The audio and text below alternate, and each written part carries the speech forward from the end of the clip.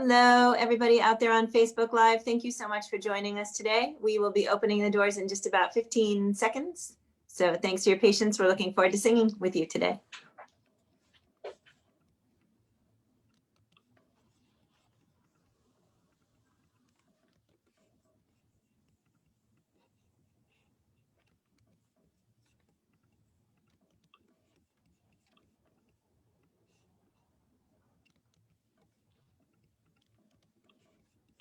And here we go. Oops, should I wait for, there you go. And doors opening.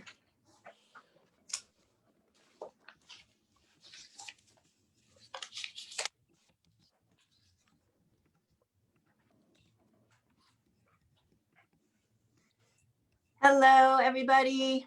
Hello, good morning, good afternoon, good evening. It's so much fun to watch you all popping into the room, especially because yesterday you weren't popping into the room. Yesterday's sort of East Coast internet snafu is what was causing our problems yesterday. It was all up and down the East Coast. And I was glad to learn of that because I was feeling mightily uncertain as to what was going on. And I didn't actually get to see a lot of you yesterday. Your screens were dark and I'm just super extra smiley at the fact that I'm seeing all your faces today. How about everybody smile and wave? Yay, very lovely. I am so happy to see you are. Hello also to everybody out there on Facebook Live. Glad you are all with us today. And hello to everybody in the room. Betsy, hello, nice to see you coming in from DC. Karen in Arizona, hello. Susan in Ohio, hello. Hello, Annette in California, and Arlene also in California, and Doug in Vermont, hello, and Sue also in California, and Sheila in Florida, hello. Anne, great to have you with us today. And Janice in Ohio, thank you for reminding me where you're from. Busy Graham, Carpe Diem Arts, hello. Gay, hello, nice to see you today. And Janet, hello, nice to have you coming in from Georgia. Sarah in Texas, hello. Dan in Virginia, hello. Jane in the UK, hello. And Carolyn in Idaho and Bonnie in Idaho. How do you guys do that? Come in all in a row every time. Alan, hello. Nice to have you here from the DC area. And Deborah in Kentucky. Kathleen in Albuquerque. And Dion in Massachusetts. Jamie in Victoria. Deli in Maryland. Beth in Kentucky. Luda in Victoria. Good morning. And Kevin, hello. Nice to see you today. Coming in from New Hampshire. Susan in Seattle. Anne in the DMV area. Hello. Fred in Maryland. Steve in Baltimore, Becky in Vancouver, Trish in Victoria, Lisa in Indiana, Fran and Dale. It's the Dale half of Fran and Dale. Hello, and there's the Fran half. Love it. Coming in from Colorado. Glad to see you guys today. Storm in Massachusetts. Hello. Hello, Debbie in Boston. Nice to see you today. And Lynn in Connecticut. Hello. Mabel and Bob, or at least the Bob half in Massachusetts. Hello. Paula and Ting. Hello. Nice to see you today, and possibly a little Zora running around in the background. Hello, Tom in Victoria, and Julie, hello, nice to see you. Gary in Mass, hello. Sandy in the Yukon, Greg Lewis, Washington Rebels, hello, nice to see you today. Claire in Boise, hello, glad to have you today. Nancy, Claire, you have to get on the same, whatever it is that Susan and Bonnie and Carolyn are doing, where you guys all come in a row. We're gonna have to figure that one out. Nancy in Vermont, great to see you today. And David in upstate New York, hello. Oh, we have such a full room and I'm so excited. Sandy in Maryland, hello. Carol in Connecticut, nice to see you. And Carol in British Columbia, hello, nice to see you. And Max in New Hampshire, and lots of folk off video, and actually lots more folks still coming into the room. Sarah, Sandra, Joni, Sandy, Valerie, Adrian, Catherine, Isabel, Christy, really glad to see all of you guys. Thank you so much for coming in today. We're all super excited, all 67, 68 of us, super excited to be singing with Emma's Revolution today. Welcome to the Washington Rebels Carpe Diem Arts Daily Antidote of Song. For most of you, you know we've been doing this almost 300 days. The 31st will be our 300-day celebration. We're super excited on the 300th day to have a couple of different people offering songs to us, plus a Washington Rebels pub sing that night. Hope you'll join us.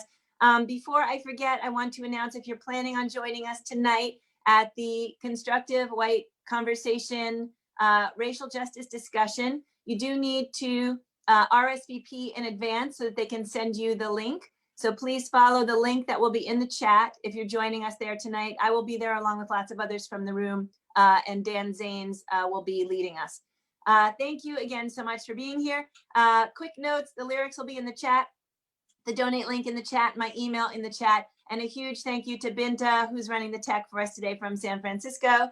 And I'm now going to turn it over to these two lovelies that are in the room with us today. We cannot wait to sing this powerful song with you. Hello, Pat and Sandy from Emma's Revolution. Hi, everybody. So nice to be with you all. It's morning where we are in California, here in the Sacramento Valley. A very gray and rainy morning, but our plants will be very happy. This is actually the anniversary of Pete Seeger's death, so I'm thinking about him a lot today. And I was at his bedside when he passed in New York. I guess that was 2014. 2014. Yeah. Now, almost 7 years ago now. And this is the song that came to me, began coming to me that night and finished the next day. So, it of course has a chorus. We'd love for you to sing on any part of it, but it of course has a chorus for everybody to be part of. Because that's the way Pete would have wanted it to be. And while we remember that on this day he passed, we know that he's been with you all for almost 300 days in your revels, in your daily antidote. He was that kind of spirit that encouraged people to sing together, and we like to carry that tradition on. So it's also a day of celebrating who he has been for the whole world, and who he has been for us. He would have loved this.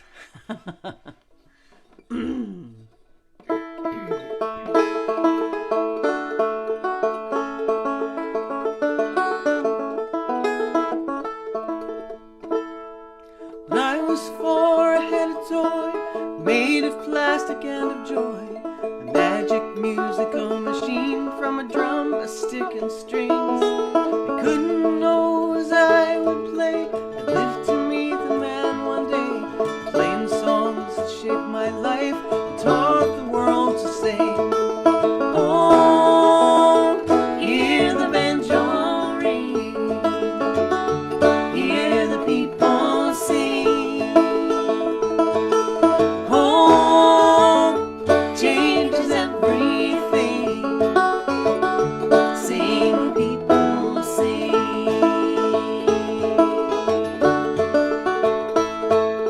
Summer of my 18th year in San Francisco, he'd appear. I jumped onto a trolley car, alone and wondering. The grove was full when I got near. People came from everywhere. I climbed a redwood by the stage to watch the reveling. Oh, hear the banjo ring, hear the people sing. Oh, changes everything, sing people sing.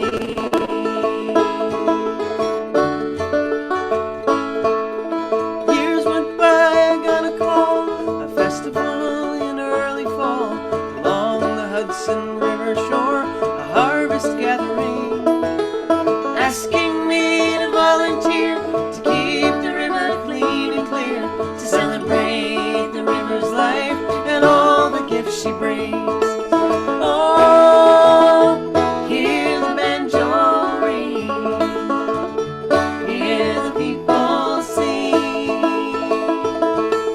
Oh, changes everything, sing people sing. Stood up to McCarthy's rage, rallied for a living wage, rode with Woody, marched with Dr. King. Patiently brought us along, taught us each and every song. Told you by your side, you're gonna do most anything.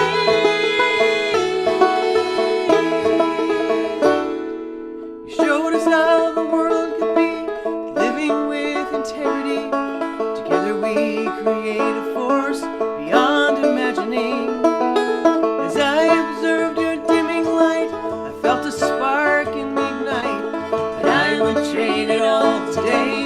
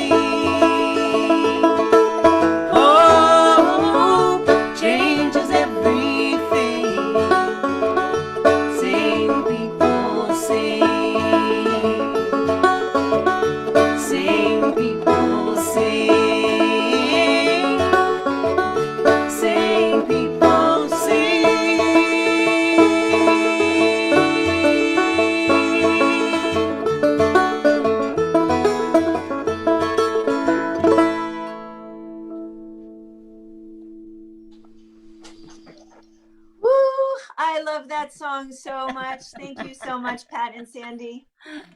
I'm so glad. Thank you. It's so much fun to sing it, and it just makes it makes it feel like hope is just coming all the way up from your toes, all the way out of your head. It's the singing, it's the hoping, and it's exactly what I think a lot of us feel like we can be doing right now, is both singing and hoping in a new way. We've been singing all along, but there's some more power behind it now.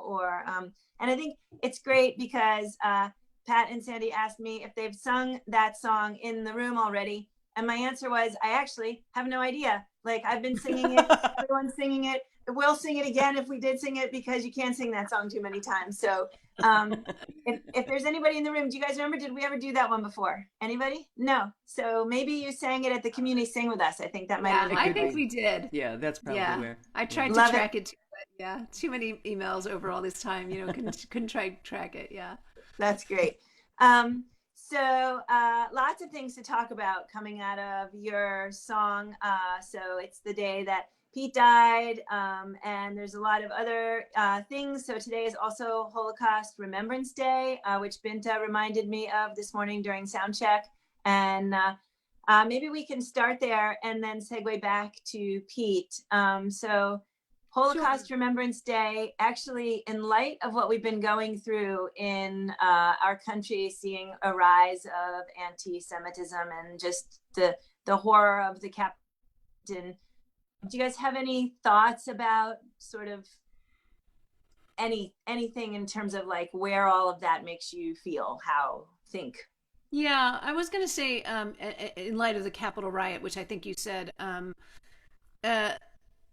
there was that one guy, we sort of got to know these people who were willing to come and attack the Capitol visibly and take pictures of themselves and video themselves as if it was their right to do the destruction that they did.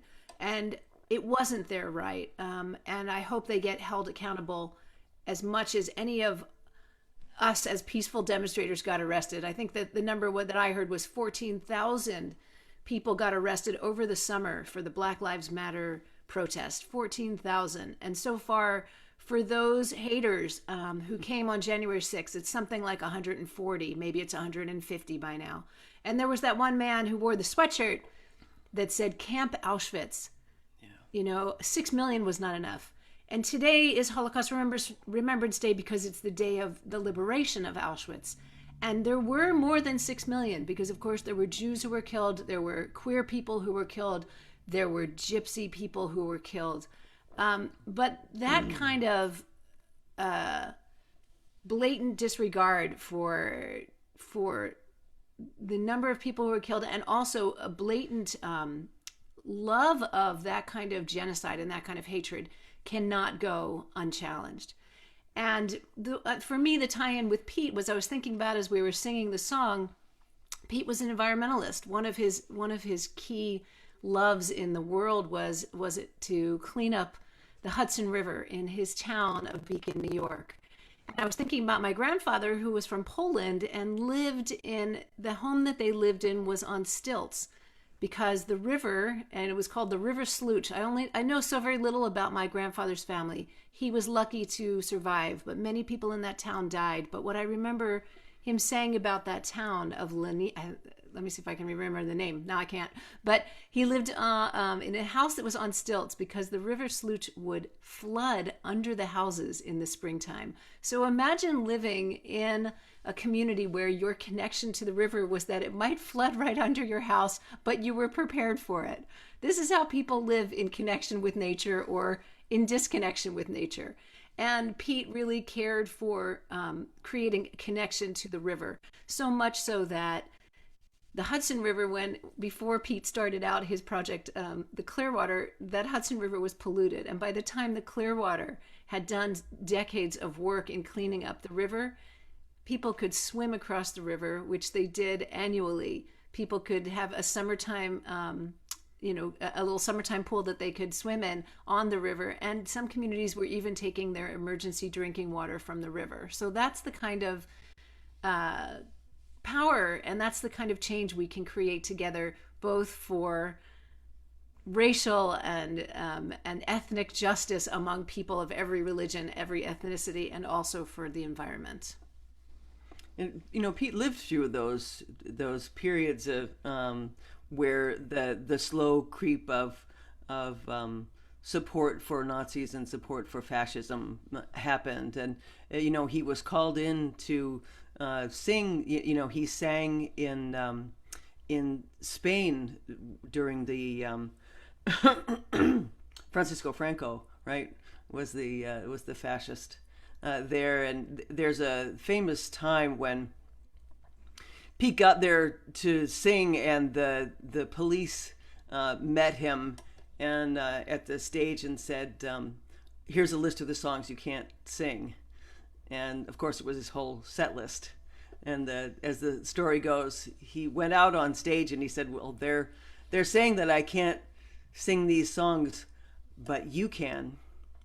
And Pete played the melodies to all of these songs, and the audience, and I don't even know how many people, huge numbers of people in the audience sang every single song. It was really, I can't even imagine the feeling. It just like stirs my heart so to just imagine him standing before that huge audience and having them so dedicated to the cause and so connected to one another through their love of one another and their love of their country and their love of their ability to live beyond the specter of fascism, to sing those songs together.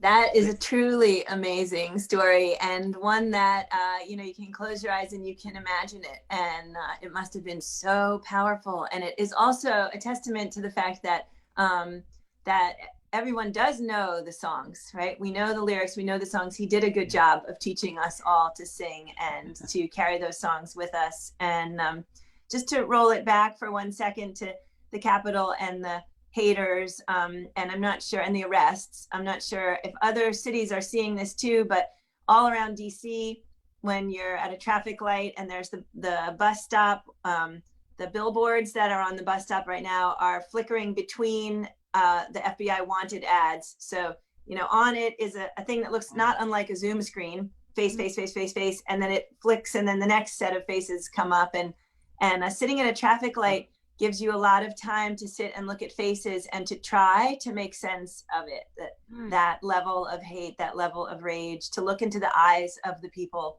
and to hope that whatever it is that happens now in this aftermath, that at least some of what can happen, we talk about unifying and uniting and crossing the divides, and we also talk about how in some cases you can't have those conversations, people aren't listening. But even, this would have been a total Pete Seeger line, right? You change the world one community at a time. You change the world one person at a time, right? Even if just some of the people come to some new awareness or start to not spew hate and to change their tone, that will be something. That will be something. Yeah. I think the fact that family members are turning in their family members who are part of that and who are coming together to say, my person, my family member has been taken over by QAnon, essentially, brainwashed in some way.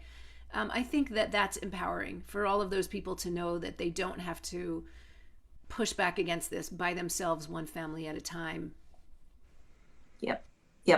That gave me hope when I read that too, that it is not a sentiment carried by as many people as some days it seems. So, yeah.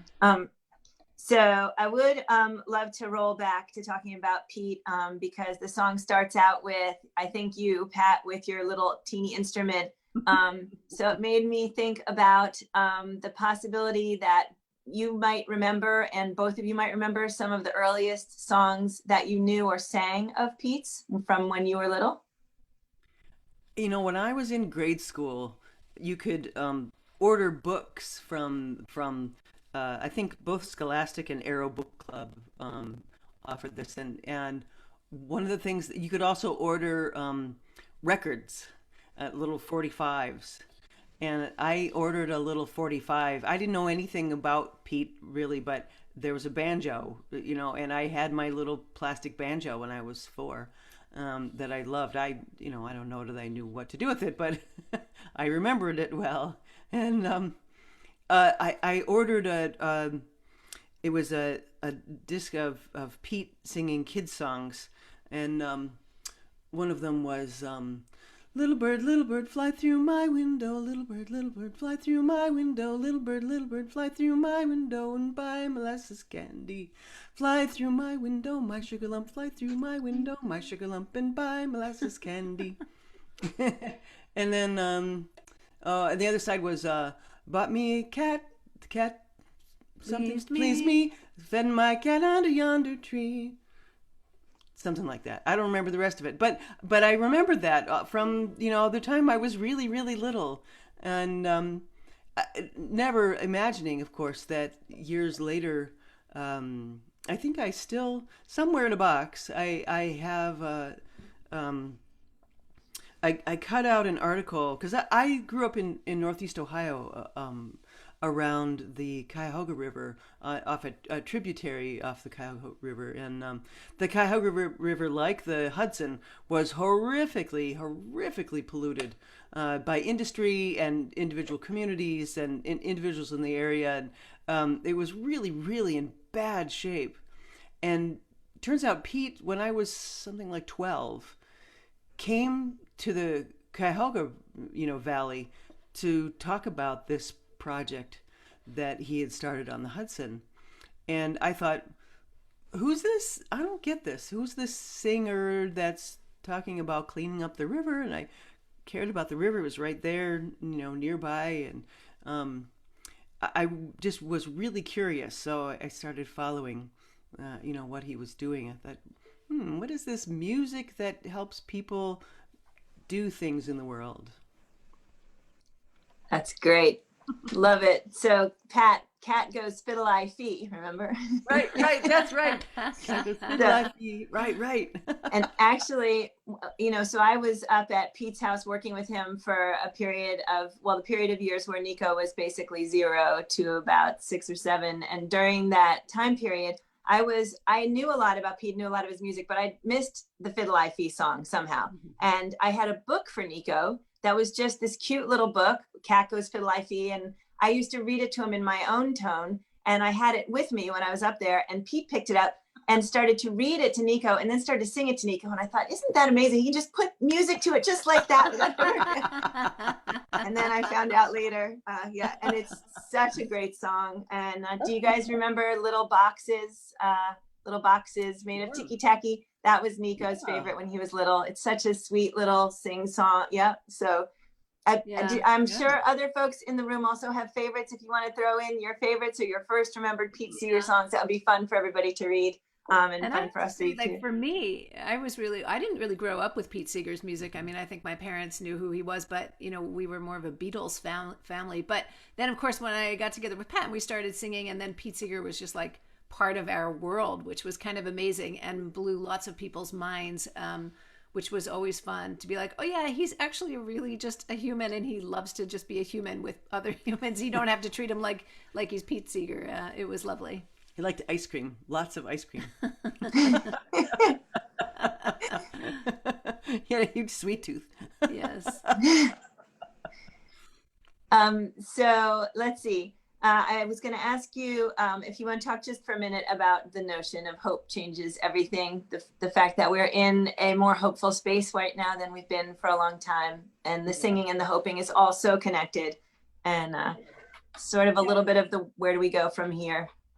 Well, Pete really would say frequently that you have to believe in the impossible in order to be able to move in the direction of creating something new. You have to believe in the impossible, because no matter what you do, if it's groundbreaking at all, people will say, oh, that's not possible for this reason, that reason. And he just always, he was notorious in Beacon for coming up with wild ideas, and he would say to people, I think we should do this, and they would say, oh, Pete, that's crazy. You'll never be able to do that. And I think that became sort of the fuel that helped Pete become even more determined that he was going to do that, whatever that was. And I'm sure when a group of folks came together in the Hudson Valley and said, I think we should do something about this river. And they told Pete, he launched ahead with it and said, I think we should try it. And regardless of all the people that said, oh, Pete, you'll never do that. Nothing will ever come of this. It's just another one of your wild ideas. I mean, who can imagine in one's lifetime? And I mean, Pete did have a long lifetime. He lived, 94 years. But he made huge changes in the world. It partially because of Pete, we have a Clean Water Act. I mean, I know Clean Water Act has been eroded significantly in these last 4 years, but there's every possibility that will be restored in this coming, at least in this coming administration. But all kinds of things that have changed dramatically because of Pete's wild ideas. And so when I was writing, I knew I wanted hope in there somehow, and I get that hoping won't necessarily make everything better. It's really all the work that comes fueled by that hope. And things will definitely change if we can hold on to that spirit of, everything really is possible if we put some energy toward it. And the more people we can inspire, the more things we can change. So what is the great Alice in Wonderland quote? Why I've believed more than 100 impossible things before breakfast or something. So there's our job, right? Our job is to believe the impossible things and then to work. Yeah, I love that quote too. So I'm going to just read out loud in the chat box some of the songs that people threw in here. So Groundhog, The Jumping Frog, Frog Went A-Courting, Rainbow Race, Sailing Up That Dirty Stream, Where Have All the Flowers Gone, Abby Yo-Yo, oh, I love that one. So actually giving me a notion that maybe we should try and get some more, like a little Pete Seeger week or something in here where we really honor the songs of such a great man. Yeah. Someone mentioned Little Boxes, of course, was written by Malvina Reynolds, who was from right here nearby in the Bay Area, and her daughter Nancy Schimmel carries on her tradition of songwriting. And when I remember a story, Pete and Malvina were good friends, and Malvina came to Pete when she didn't really start her career till she was my age, till she was like 60. Which was, for the music industry, you're dead by then. You don't even exist at that age. And Pete was sort of like, oh, I don't know, Malvina. I don't know if this is really gonna work. And it was Malvina's belief, and her, fueling herself with that concept of hope that, pushed her to write all kinds of really, really beautiful, really powerful songs about all the things that were going on in her time, and things that still endure, like that great song "Little Boxes" that Pete did make. Pete had a much bigger name, and he was happy to take those songs out into the world and make them well known. Yeah, it's reminding me of that also very short phrase of, if you think you can or you think you can't, you're right. Right. So, about believing in yourself, and also or being willing, like Pete, to believe in somebody else's big idea and take it on. But really, knowing what you want and really going for it, and not letting the naysayers or the haters get you down. Thank you for another great quote. So I think the email we send out for tomorrow is going to have some really great quotes in it, because now we've got some good things to put in our sleeves. And I guess I would also love to quickly shout out, and I know you both will agree while we're sitting here talking about all of the things that Pete did, that we should mention that Toshi was dishing out the ice cream and baking the bread, and behind the scenes, and also Answering in the letters. Answering the letters. Yeah. Making and serving the stone soup at the big events, and so she was such a powerhouse of her own right, and did so much to keep him in a place where he could do the things that he did. And so we're also grateful to Toshi for all of that. He would always say that Toshi was the brains of the operation. If he was the train, she was the engine. And she definitely kept things going, and she was the gatekeeper with Pete, but she also was the, okay, Pete, keep going, stay focused, put down the banjo for a minute and go do this. And she was on it. She was always on it. She was an amazing woman. She said to me one day when I was up at the house, she said, boy, with all these women come to the house, you'd think that I'd be jealous. And I said to her, oh, Toshi, you know how much I love Pete, but if it were a choice between the two of you, it would be you any day. I adored Toshi. Yeah, she was so fabulous and just such a mother to so many. We were so lucky to have both of them in our universe, whether you knew them personally or not. We are really glad that we can do the work in here of keeping what they were doing alive. Thank you, Pat and Sandy, for the great stories and the great song and for all the inspiration. And I know everybody in the room would love to sing that chorus a couple more times. Yeah, let's do that. Shall we just go right on through it the whole way, or yeah? Whatever you feel like playing right now is what we feel like singing. Yeah, sure. Okay.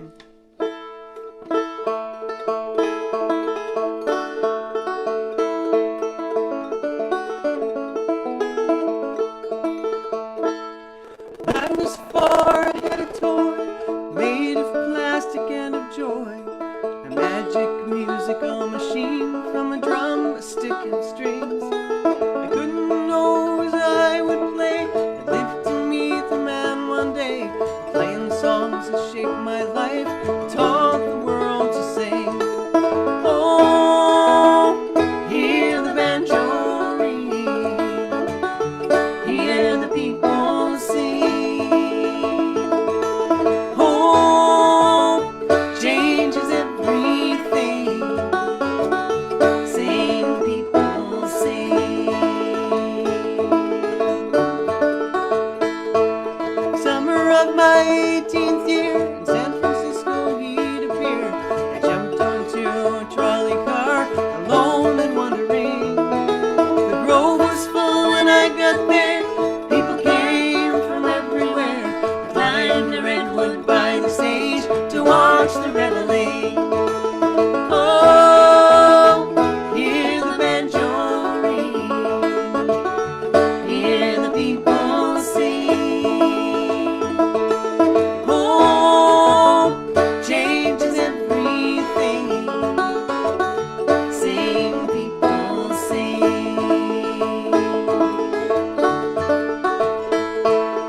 Years went by, I got a call, the festival in early fall, along the Hudson River shore, a harvest gathering, asking me to volunteer to keep the river clean and clear, to celebrate the river's life and all the gifts she brings.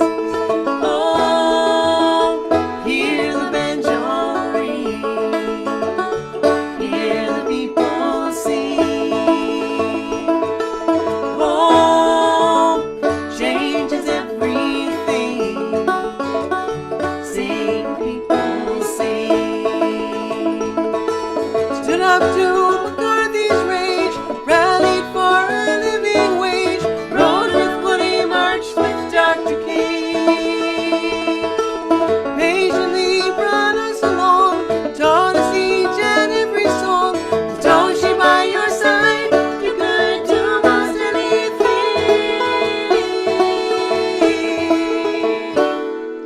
You showed us how the world could be, living with integrity.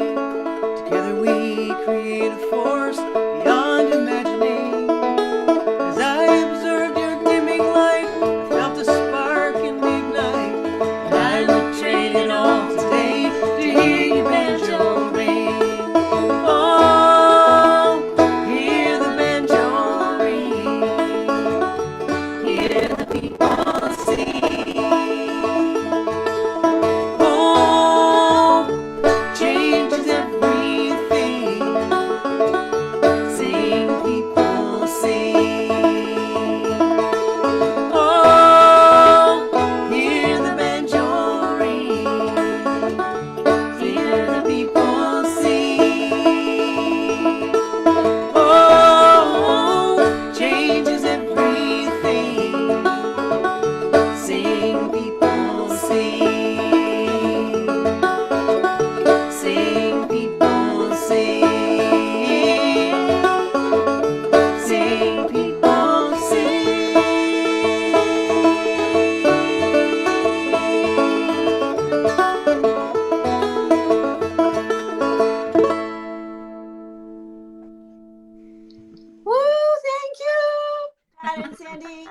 Thank you Very so welcome. much for all you. that energy, all that hope, all of that. It's so uplifting. And it was so great to sing it through in its entirety again. Thank you so much for that gift. Let's take that energy out with us into our day, right? And that memory, or that feels like my own memory now, of Pete standing on a stage playing while the audience is doing all the singing, or that notion of doing 10 impossible things before breakfast, or whatever else it is we're going to do. Let's get out there and do it today. Don't forget that one of the things you can do today is join me tonight and lots of folks in this room at the Constructive White Conversations run by Dan Zanes. If you go to the website, you can RSVP to get the link. We hope you will join us. It's incredible, the amount of work that happens in that room, and the amount of sort of also uplifting, but also the kind of knowledge that we need to be able to go out in the world and really make a lot of change. So hope that you can join there tonight, and looking forward, of course, to seeing all of you in here again tomorrow. I want to say goodbye to everybody on Facebook Live. Thank you so much for being here, and hope you will join us again tomorrow too.